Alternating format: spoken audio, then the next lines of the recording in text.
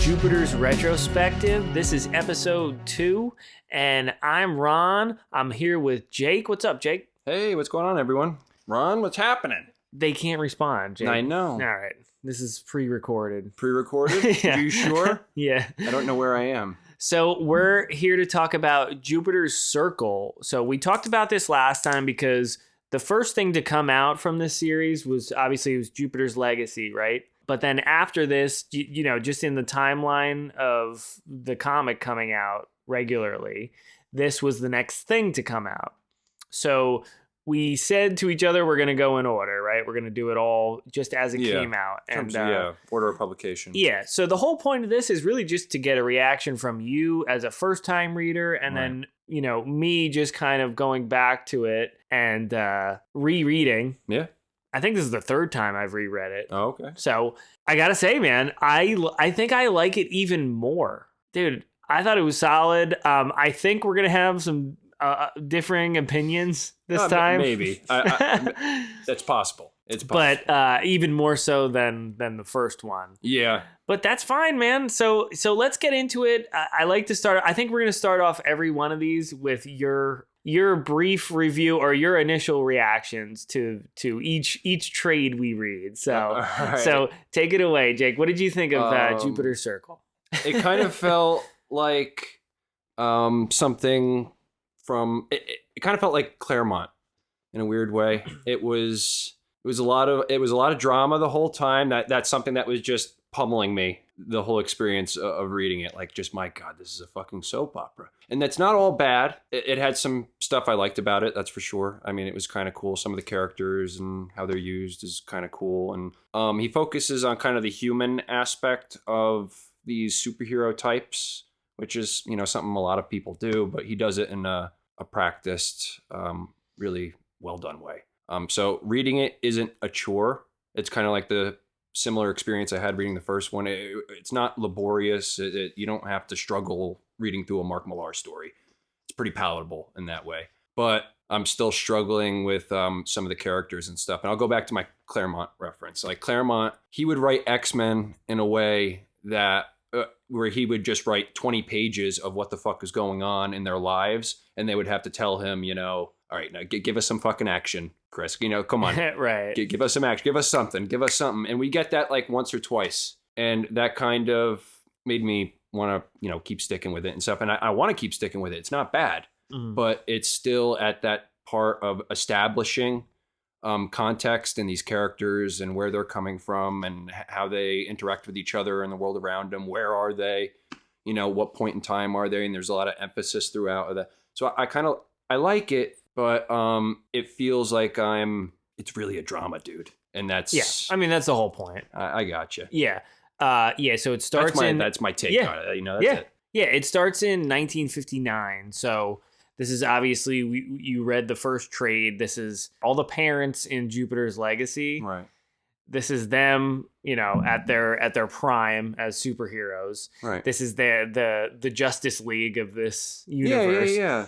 But it's kind of like, we were talking about it a little bit last time. It's kind of like Minutemen mixed with a little bit of Mad Men. Yeah. You know, like that and type that's what's maybe throwing me about it. Yeah. Yeah, absolutely.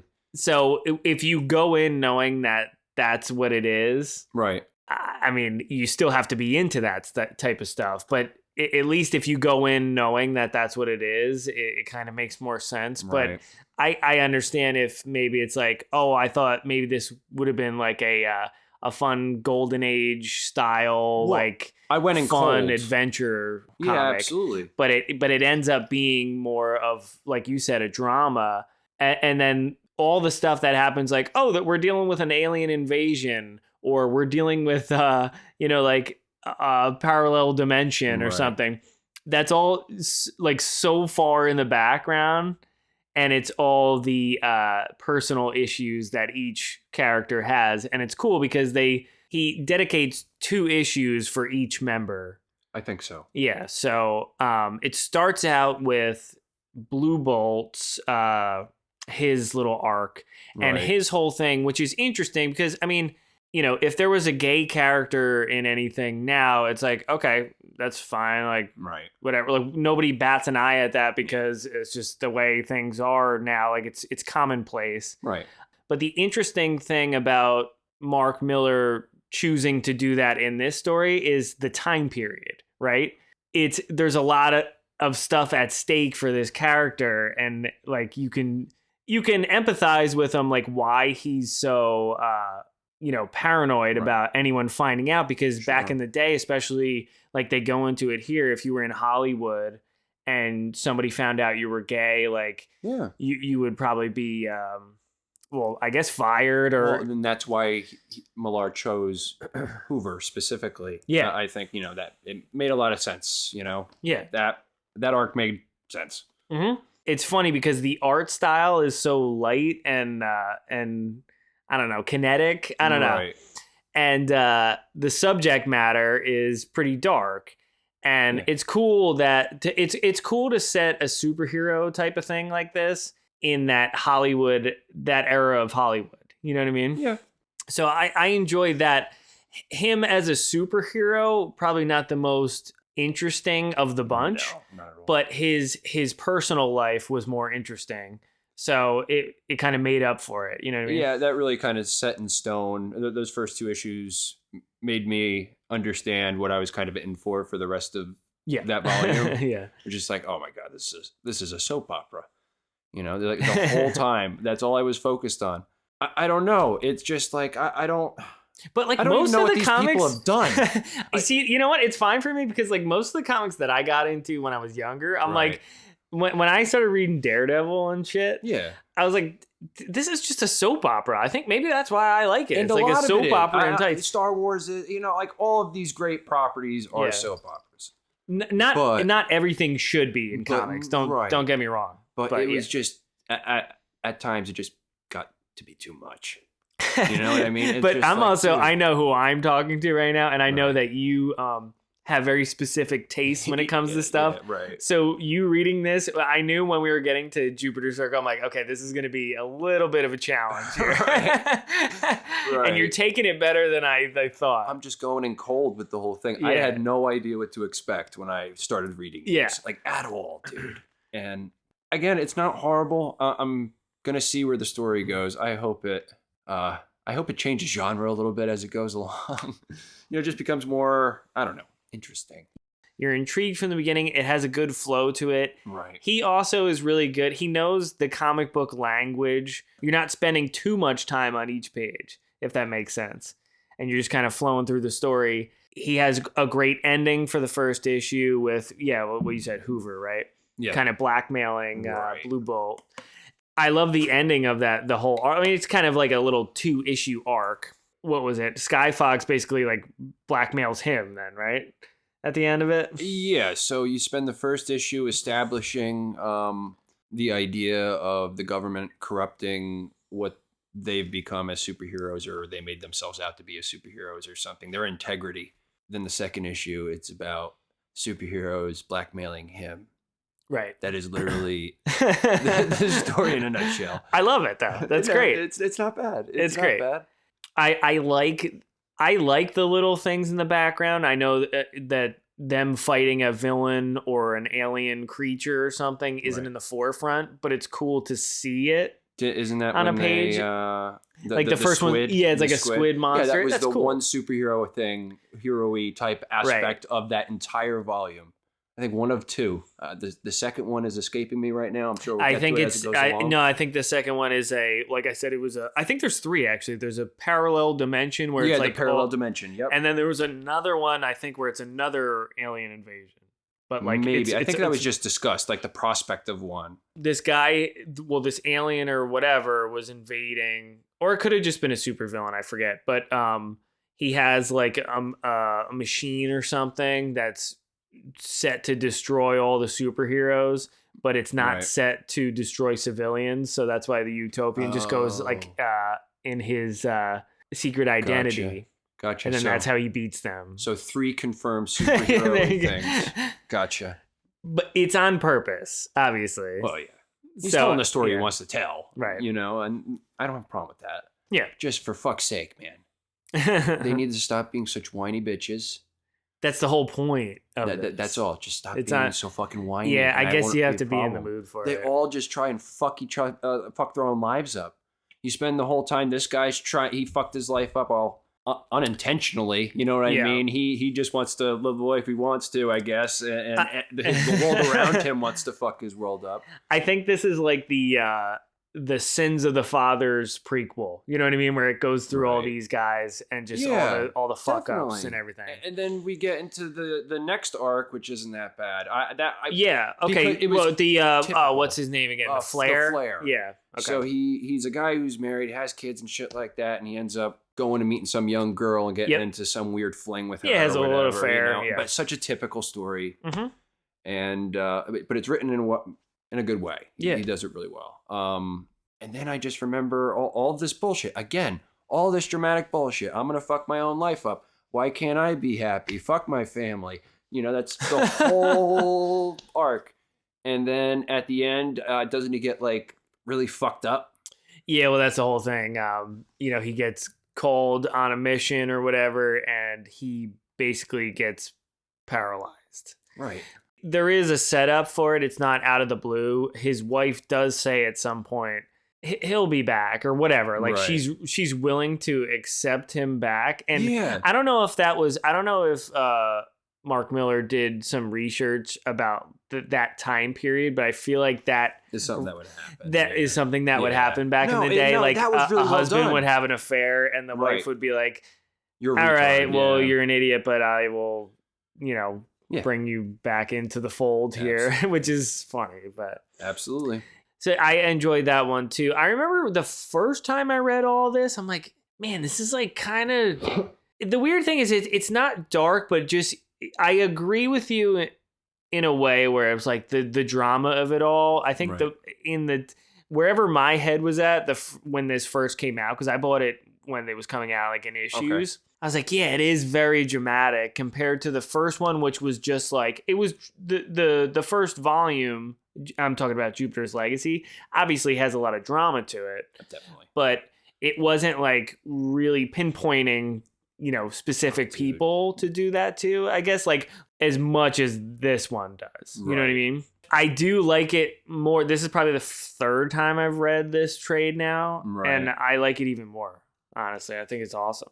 I didn't love the art style the first time around because this always happens when you read something drawn by Frank Quietly. You're like into his world, whatever story it is. Yeah. And then when there's a fill-in or something else, you're like, shit. Right. But if you kind of, I don't know, the further time goes on, you kind of just accept that, okay, this is like a spin-off. So it's a totally different thing. And it makes sense because who is it? Wilfredo Torres. I kind of like his style for this because it does sort of invoke the older comics, like the golden age of comics. Right. But at the same time, it's still sort of modern. Flair decides to cheat on his wife with some girl that thinks she's a psychic or something. That was her whole thing. Dude, that was hilarious because I've heard people that was great dialogue because I've heard people say that before. Like, I could tell if someone's pregnant. It's like you're just a girl. Like Right. all girls can tell if she can another find girl is someone's, pregnant. like car keys, like I love she's that. fucking psychic. But it's great because it's so obviously not any powers, but he's just going along with it because he's like, I want to have sex with you. I know. Like that's why I think I like the whole arc. It was I love that. funny. I love that. It was funny. Yeah. At the end, obviously, he gets paralyzed. His wife takes him back. I forget. I don't know if this carries over into the next volume because, like I said, I forget. But his kid is hilarious where he's like, I'm gonna fucking kill my father. Yeah. I'm like, oh no, this is going to be my son Exactly. in a couple of years when he gets old enough to talk. Oh, God. I'm kidding. That was good. Yeah. All right. So then the third one for this volume was Skyfox.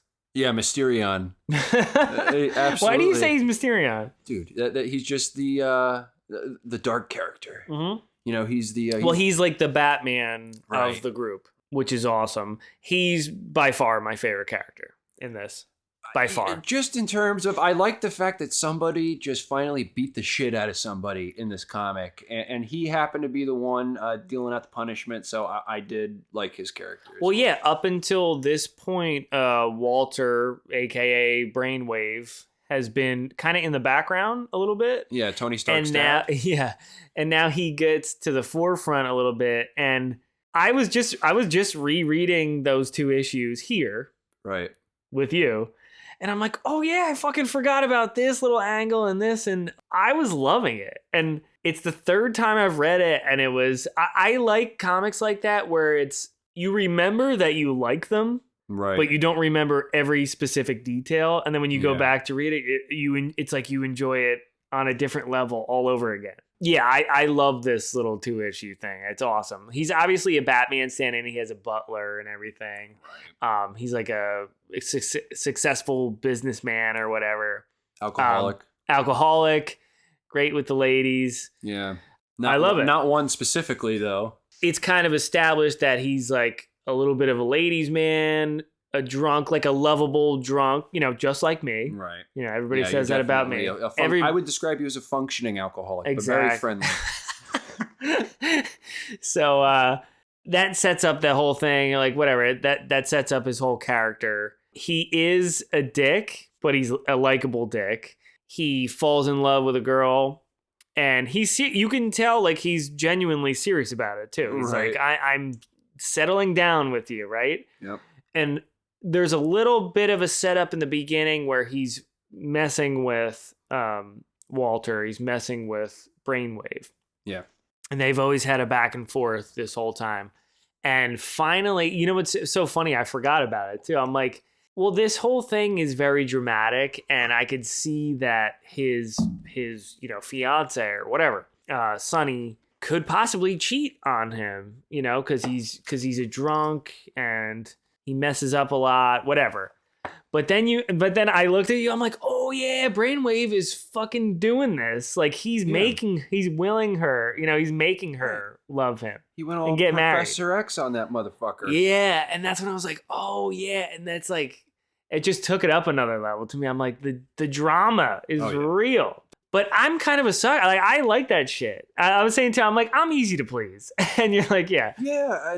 But you're like, there should have been some sort of Cthulhu monster in there. Something.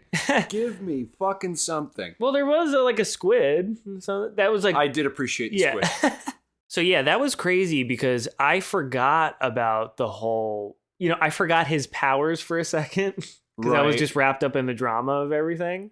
I was like, oh, wait a minute. Because I thought she was legitimately just cheating on Skyfox. Yeah, he didn't really have other than being the prick character. He's like a lovable prick, though. Well, that's kind of the thing. I don't think he would be as much of a prick if people just heard him out sometime. Right. You know what I mean? Just listen to the guy. You don't have to fucking...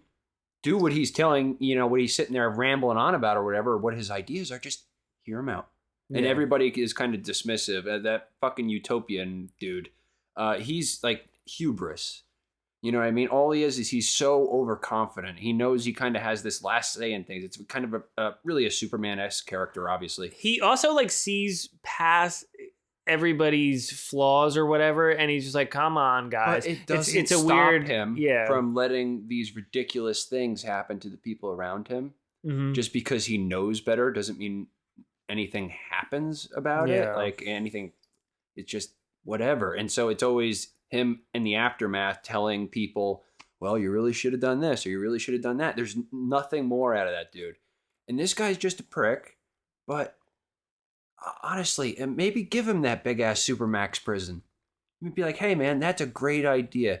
How about down the line, you don't murder me and convince my son to, be in this crazy plot and take over the fucking world or some crazy bullshit like that. You can have the Supermax prison, buddy. Just one fucking thing. It's ridiculous. They nitpick with that guy, but he's earned his reputation. He's an absolute asshole. If you're going to try and manipulate some chick into getting with you because she's with the guy, the Mysterion. It's like, let Mysterion get some pussy too, bro. Or, whatever. You don't have to fuck with shit. He is literally That is Professor the X. lowest thing you could do. Like you got to think of it this way. Sky Fox played. Well, actually, he played a pretty big fucking prank on him. He moved like his whole apartment to like Africa or something with his. I love that too so much. I forgot how much I loved this character. Right. He's like trying to recruit his little sidekicks or whatever. Right. And I love it. He's just got like a beer in his hand. He's like, well, you gotta do like the challenge, which it's great. It's just one panel, but it's he's basically telling them like, you got to keep up with me. Like, we're drinking all night. This is what I would do if I was a superhero. It kind I of would do felt the same like thing. that joke that has kind of been going around, the fucking trades joke. It's like, oh, do you have an alcohol problem? You smoke weed? Yeah. Miserable marriage. You pissed about the mortgage, that kind of thing. Well, you ain't gonna make it. You know what I mean? That's kind of what it was. Yeah. I did like him. He was He's cool, the best character. Anti-Batman in a weird way. Yeah, I love it, dude. But also, he calls himself Sky Fox. How serious could this guy be? It's this mixture of all the names are supposed to be silly. I like how you were reading it before and you saw Sky Fox flying and you were like, holy shit, Sky Fox is in the air? He's called you know what? Sky Fox. I know, but I always forget because I always knew that he's like the Batman of the group. Right. But I didn't know that like most of them can fly. I think like the power level and the whatever. There's no info about it. It's pretty vague. But his name has sky in the air. Yeah, I know, but it's okay. I don't know. It made me laugh, man. Yeah, but anyway, I don't know. He was a cool character. He was kind of a pisser. How did you feel about just how they kind of wrapped it up? I liked it a lot because it's not the end of the whole prequel. You know what I mean? There's another trade. So I liked it. I loved when he starts actually fighting Brainwave. And I love that he's beating the shit out of him. And he's like, your shit's not going to work on me because I made fucking little earplugs. I'm like, cool. That's like a Batman thing. You know what I mean? Yeah. So I like that. And then I also liked where Utopian gets in the middle of it. And he doesn't really want to get in the middle of it because he's good friends with him. Right. And then they talk it out. And then I also love the subtle thing where, and you realize how fucked up it actually is because he's taking it so far that they're fucking getting married. Like Utopian's at the wedding, right? Okay. And he's having a conversation with him and he's like, just between me and you, like, you didn't really just like make her love you, did you? And then, Brainwave's like, I can't believe you're saying this to me right now, which is, it's obviously that's what it is. And it's just a little thing where that's like the first moment where the Utopian's kind of like, did he do that? And this is fucked up. And maybe should I say something? At least he said that. And then I like that Sky Fox is like, fuck all of you. I'm out. You know what I mean? Because that sets up shit for later in the future because Sky Fox might come back in a big way later on and meet up maybe with his son. And yeah, it's fucking badass, dude. Awesome. All right. So it's great, dude. It's all right. I forgot how much I fucking love this shit. I remember it's cool that I liked it, and then I was like, I don't know, man. This is definitely like a rereadable thing for me. Right. I just like it. I don't know. Mark Miller is fucking awesome. He's just fucking good, man. He's just good. I've never read anything from him that I was like, this sucks. This is shit. Yeah, I don't think it sucks. But at the same time, when I get through it, it still kind of felt like a chore just because we haven't reached that climax. It's still building to that climax. I understand. I'm still just struggling with the characters and shit right now. I get it. I think I am. This is just you're super gung ho my about wheelhouse. It definitely is. I'm like, fuck. There's nothing wrong with it, dude. Amazing. And I love digging out the issues too. You got the Frank Quietly covers and no, those are good. Man, so awesome. There's no arguing. It's good, man. God, he rules. Anyway, yeah. So I love this. I was so glad to revisit it. I can't wait to read volume 2. And yeah, we'll see. You know, I'm interested to see what you're going to think about that. I'm interested to hear what you're going to think about that. Absolutely. Because it's probably going to dig deep into some of the other characters, but just wrap this whole thing up. Well, one thing, what has been kind of interesting at this point for me is how there's been no middle ground as far as the superheroes go. Like, either you have superpowers because that crazy bullshit happened, and these handful of people now have superpowers. Then you have the rest of these normal people, human beings. There's been no like vigilantes or anything like that so far that I could tell. And that's been somewhat interesting. You know what I mean? It's just, I don't know. It's weird. I think this takes more influence from DC characters than Marvel. But like, it's more DC archetypes. That's where it's kind of breaking the conventions. That's why I think it also kind of feels more like a Claremont X-Men thing. Like all of the mutants all had random ass superpowers. The Justice League, though, had kind of that mishmash of different crazy assholes that made up the Justice League. You know, you had the guy who was super good with a bow for some strange reason. You know what I mean? You had the guy who dressed as a bat for some strange fucking reason. Then you had Superman, then you had Green Lantern, then you had Martian Manhunter, like just all of this mishmash of crazy bullshit. And in this case, it's all of these different people that suffered this experience and are kind of trying to reconcile the circumstances at that point. They kind of got what they wanted.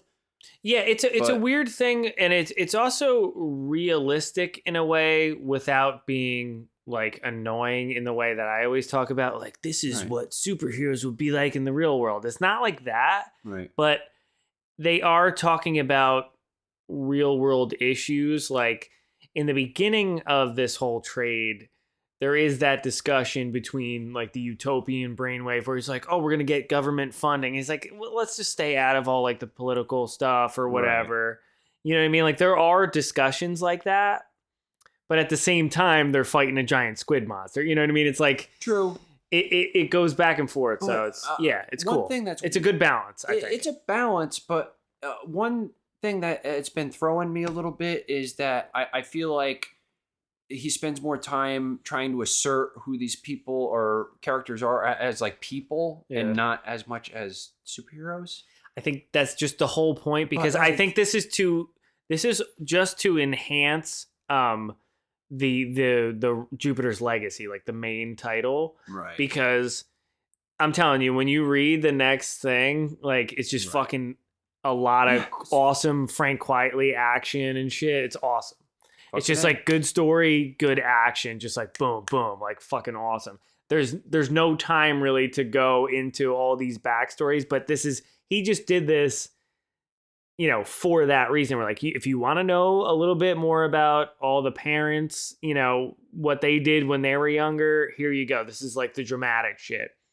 But in the Jupiter's Legacy stuff, it's just like really fucking cool action, cool violence, all that shit. It's awesome. And a good story too. So let's see where volume 2 takes us, man. It was fun. Yeah, it was really fun. I like that we had a little bit of a disagreement this time. That was good, but it makes for good discussion. And we'll do volume 2 next, and then after that we're back to the main story that started this whole thing. So absolutely. All right, Jake, thank you.